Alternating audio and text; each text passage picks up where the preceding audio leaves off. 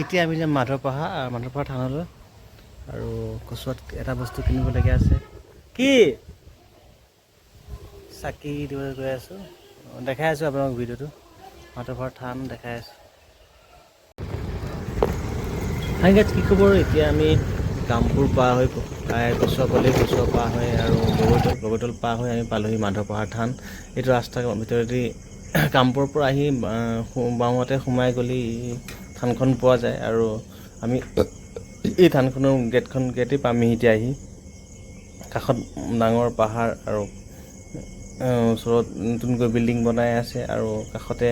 মাধৱপাহাৰ থানখন ইয়াৰ আগতে মই এবাৰ মোৰ ভণ্টিৰ চাকি দিওঁতে এবাৰ আহিছিলোঁ মই আৰু এইবাৰ দ্বিতীয়বাৰ মই মাধৱপাহাৰ থানলৈ আহিছোঁ আৰু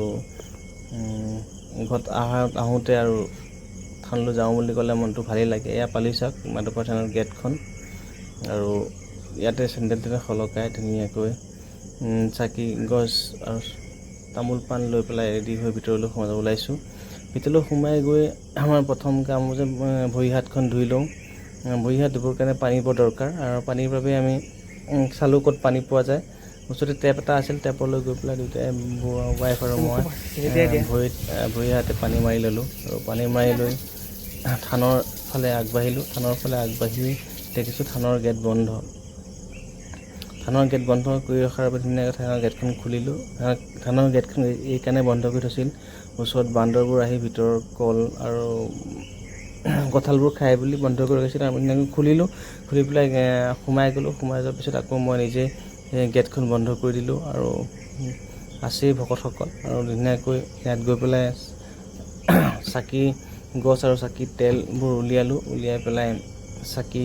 দিবৰ কাৰণে আৰম্ভ কৰিলোঁ সেই গছ দিয়াৰ লগে লগে ভকতজনে আমাক আশীৰ্বাদ দিবৰ আৰম্ভ কৰিলে আৰু ইমান ধুনীয়া নামঘৰ চাওক ইমান ডাঙৰ আমাৰ আগতে বহুত কেইজন মানুহে সেৱা কৰি গৈছে আৰু আমি চাকি জ্বলাইছে আৰু চাকি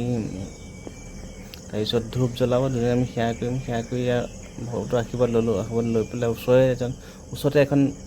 শিৱ মন্দিৰ আছে মন্দিৰৰ ফালে আমি আগবাঢ়ি গ'লোঁ আৰু ভাবিলোঁ পাহাৰত অলপ উঠি দিওঁ আৰু ধুনীয়াকৈ পাহাৰৰ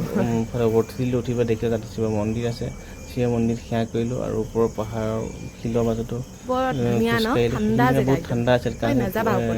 ছাঁ পৰি আছিল আৰু ধুনীয়াকৈ তাতে ফটো উঠিলোঁ আৰু ধুনীয়াকৈ সেই সময়খিনি কটালোঁ সময়খিনি আৰু ধুনীয়াকৈ শিৱ মন্দিৰটোতে সেৱা কৰি আমি উভতি আহিলোঁ আৰু উভতি আহি চাকি গছ দিয়া হৈ গ'ল যেতিয়া আৰু এতিয়া ঘৰলৈ উভতি আহি ধুনীয়াকৈ আকৌ সেৱা কৰিলোঁ থানতে সেৱা কৰি পেলাই এতিয়া ঘৰলৈ বুলি ৰাওনা এয়া আছিল মাধৱপাহাৰ থান আপোনালোকে আহিব পাৰে কামপুৰৰ পৰা 20 কিলোমিটাৰ দূৰত